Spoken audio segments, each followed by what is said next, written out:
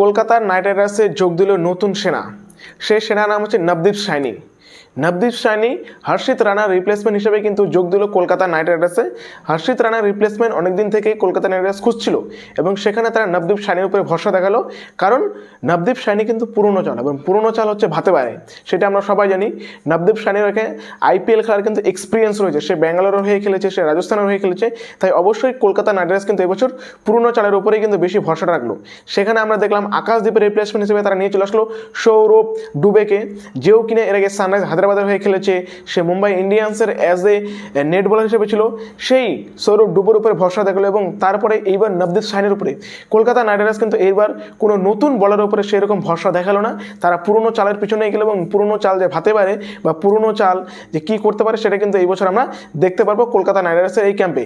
এবং নবদীপ সাইনির কথা বলে রাখি, তার কিন্তু বোলিং 140-145 প্লাস হয় এবং তার কাছে পেসও রয়েছে, তার কাছে লেন্থও যদি সে একটুখানি শুধরে নেয় তাহলে কিন্তু নবদীপ সাইনি এই বছর আইপিএলে আগুন ঝরাতে পারে। কারণ এই বছর আইপিএল দুর্ধর্ষ আইপিএল হতে পারে, এই বছর আইপিএল কিন্তু ব্যাটারদের আইপিএল, তাই যেই সকল বলাররা নিজেদেরকে লাইন কন্ট্রোল করে বা নিজেদের উপরে বিশ্বাস রেখে বোলিং করবে তারা কিন্তু এই বছর আইপিএলে সত্যিকারে ভালো কিছু করতে চলেছে। আর বলে রাখি, কলকাতা নাইট রাইডার্স এই বছর যে কামটা করেছে সেটা কিন্তু সত্যিকারই ট্র্যাক রেকর্ড দেখে বা হচ্ছে তাদের পাস্ট পারফরমেন্স দেখে, তাদের হচ্ছে সৈয়দ মুস্তাক আলী ট্রফি, রঞ্জি ট্রফি, এগুলো পারফরমেন্স দেখে কিন্তু কলকাতা নাইট রাইডার্স এই বছর হচ্ছে টিমে নিয়ে আসছে। কোনো হাবাবাজ প্লেয়ারকে নিয়ে আসেনি, যেখানে কথা হচ্ছিল যে আন্ডার-19 কোনো অলরাউন্ডারকে বা জম্মু কাশ্মীরের কোনো অলরাউন্ডারকে, সুনীল কুমার, এরকম একটা কথা হচ্ছিল যে তাদেরকে হয়তো কলকাতা নাইট রাইডার্স নিয়ে আসতে পারে, কিন্তু না, কলকাতা নাইট রাইডার্স ভরসা দেখালো নবদীপ সাইনির উপরে। এবং নবদীপ সাইনি একজন ভালো বলার, এক্সপিরিয়েন্স বলার, অবশ্যই নবদীপ সাইনির পেস এবং হচ্ছে বাউন্স সেটা আমরা কাজে লাগাতে পারবো।